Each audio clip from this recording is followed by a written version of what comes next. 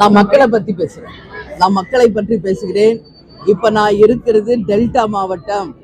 இந்த டெல்டா மாவட்டத்திலே விவசாயிகள் கடன் தள்ளுபடி என்று சொல்லி ரொம்ப கொஞ்சம் பேருக்கு தான் அந்த கடன் தள்ளுபடி வந்திருக்கிறது. இது விவசாய மக்களுக்கு யாருக்குமே திருப்தி கிடையாது. அதனால இன்னைக்கு தமிழ்நாடு முழுக்க எல்லா இடங்களிலும் விவசாயிகளுடைய ஆர்ப்பாட்டங்களும் போராட்டங்களும் நடந்து கொண்டிருக்கிறது. அதற்கு முதலில் நாங்கள் அரசை கண்டித்து தேமுதிக சார்பாக அறிக்கையும் கொடுத்திருக்கோம், தீர்மானமும் எங்க மாவட்ட செயலாளர் கூட்டத்தில் நிறைவேற்றியிருக்கோம். அதே மாதிரி கும்பகோணம் இப்ப பக்கத்துல தான் இருக்கு. அங்க ஒரு போலீஸ் அதிகாரி சட்டம் ஒழுங்கை காக்கின்ற அந்த போலீஸ் அதிகாரியின் கையை முறித்து இன்னைக்கு ஆளும் கட்சியினர் அராஜக செயலில் ஈடுபட்டதை ஒட்டுமொத்த டெல்டா மக்களும் இன்னைக்கு அதை கண்டிக்கிற ஒரு சூழல் நடந்துட்டு இருக்கு. ஆட்சி வந்துருச்சுன்றதுனால சட்டத்தை உங்க கையில் எடுக்கக்கூடாது, நிச்சயம் அது தவறு என்பதை முதலமைச்சர் விஜய் அவர்கள் அவங்க கட்சியினருக்கு இதை புரிய வைக்க வேண்டும் என்பதை கேட்டுக்கிறேன். எனவே நிச்சயம் எந்த ஒரு ஆட்சி வந்தாலும் அது மக்களுக்கான ஆட்சியாக இருக்கணும்னு சொல்லி நான் கேட்டுக்கொள்கிறேன். அது அவங்கவுங்க விருப்பம், அது அவங்க உட்கட்சி பிரச்சனை. அதை பத்தி எப்பவுமே நான் கருத்து சொல்றது கிடையாது. தேமுதிகவை பொறுத்து எப்பவுமே மக்கள் பற்றியும் நாட்டுக்காகவும் எதுவோ அதை பற்றி மட்டும்தான் நம்ம பேசுவோம். இந்த மாவட்ட செயலாளர் மீட்டிங்கில் 5 தீர்மானம் நிறைவேற்றியிருக்கோம். ஒன்று விவசாயிகளுக்காக, மற்றொன்று மின்வெட்டு பிரச்சனையை கண்டித்து, மற்றொன்று எல்லா இடத்துலையும் 717 இடத்துல டாஸ்மாக் கடைகளை மூடிட்டோன்னு சொல்கிறாங்க. ஆனால் எங்குமே அது உண்மையாக மூடலை, கண் துடைப்பு நாடகமாக இருக்குது. உறுதியாக அந்த டாஸ்மாக் கடைகளை மூடணும். அந்த 717 மட்டும் இல்லை, இன்னும் பல ஆயிரம் கணக்கான டாஸ்மாக்கள் முறைகேடாக நடக்கு. அதையெல்லாம் கண்டிப்பாக மூடணும்னு சொல்லி நான் இந்த நேரத்தில் கேட்டுக்கிறேன்.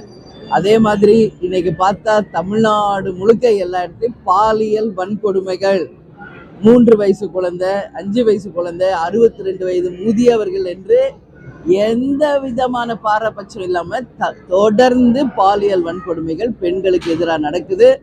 அதை தேமுதிக வன்மையாக இந்த நேரத்தில் நான் கண்டிக்கிறேன்.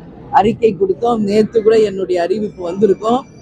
நான் கேட்கறது ஒண்ணுதான், மாற்றம் வேணும்ன்றதுனாலதான் மாணவர்கள், இளைஞர்கள், பெண்கள் தாவேக்காக்கு வாய்ப்பு கொடுத்திருக்காங்க. விஜய் வந்தா பாலியல் வன்கொடுமையை முற்றிலும் தடுத்துருவாரு, டாஸ்மாக் மொத்தம் ஒழிச்சிருவாரு, சட்டம் ஒழுங்கை சரி பண்ணிடுவாரு, ஒரு மாற்றம் வேணும் வேணும்னு இன்னைக்கு மாற்றத்தை கொடுத்திருக்காங்க. ஆனா இன்னைக்கு வரைக்கும் இப்போ ஆல்மோஸ்ட் 2 நாள் ஆனா 1 மாசம் ஆகுது. நான் உடனே 6 மாசம் டைம் கொடுப்போம், அதுல மாற்று கருத்து இல்லை. ஆனாலும் 6 மாசம்ன்றதுக்குள்ள இங்க ஆயிரக்கணக்கான பாலியல் வன்கொடுமைகளும் லட்சக்கணக்கான படுகொலைகளும் நடந்துடக்கூடாது 6 மாசத்துல. அதனால இரும்பு கரம் கொண்டு நிச்சயம் முதலமைச்சர் தம்பி விஜய் அவர்கள் பெண்களையும் கண்டாயம் இந்த நாட்டையும் காப்பாற்றும். அதுக்காக தான் அவருக்கு வாய்ப்பு கொடுத்துருக்காங்க. நேற்றைய அறிக்கையில நீங்க பார்த்துருப்பீங்க, இவங்களுக்கெல்லாம் வெறும் ஜெயிலில் போடுறது, வெறுமனே தண்டனை கொடுக்கறது மட்டும் இதுக்கு தீர்வு கிடையாது. இதற்கு நிரந்தரமாக பாலியல் வன்கொடுமைக்கு தீர்வு வரணும்னா 2 விஷயம் பண்ணா மட்டும்தான் இனி இது தொடராது. நான் அது விஜய்க்கு இன்னைக்கு ஆலங்குடியில இருந்து சொல்றேன், விஜய் இதை நீ கேட்கணும், இது படி நீ கட்டாயம் பண்ணணும். என்னன்னா 2 விஷயம், அரபு நாடுகள்ல இருக்கிற மாதிரி மக்களுக்கு எதிராக பொதுவாக நிற்பாட்டி 1 வயசு குழந்தை, 2 வயசு, 3 வயசு குழந்தை பாலியல் வன்கொடுமை செய்யறவர் யாரா இருந்தாலும் அரபு நாடுகளில் தண்டனை கொடுப்பது போல தரணும். மக்கள் முன்னாடியே தண்டனை வழங்கணும். இல்லை என்றால் கண்டிப்பாக கோயம்புத்தூர்ல சைலேந்திர பாபு அவர்கள் செய்தது போல ஒரு என்கவுண்டர் பண்ணணும். அப்பதான் இதற்கு நிரந்தர தீர்வு. இதற்கு முற்றுப்புள்ளியை தவிர மயிலே இறகு போடுன்னா போடாது.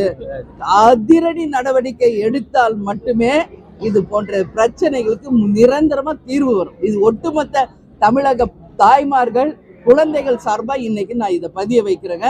இதாங்க நிஜம். கொதிச்சு போயிருக்காங்க இன்னைக்கு மக்கள். பச்சை பிள்ளைங்களை நீங்க தொடறீங்களா? நீ எல்லாம் மனுஷனா இல்ல மிருகமா என்ற கேள்வியை நான் கேட்கிறேன். மிருகங்களுக்கெல்லாம் வாயில சொன்னா புரியாது. என்கவுண்டர் ஒண்ணுதான் இதற்கு தீர்வு. உறுதியாக விஜய் நீங்க இதை செய்யணும். அரசு சட்டத்துக்கு உட்பட்டு நீங்க இதை செய்யணும்னு நான் கேட்டுக்கிறேன். இதுதான் எங்களுடைய நிலைப்பாடுங்க. மற்றபடி அவங்க இப்படி சொன்னாங்க அப்படி சொன்னாங்க அதுக்கு நான் பதில் சொல்ல மாட்டேன். எப்பயுமே சொன்னவங்க கிட்ட போய் அதுக்கான கேள்விக்கு பதில் அவங்க கிட்ட கேட்கணும். நாங்க மக்களுக்காக, நாட்டுக்காக தான் பேசுவோம். ஓகே. நன்றி.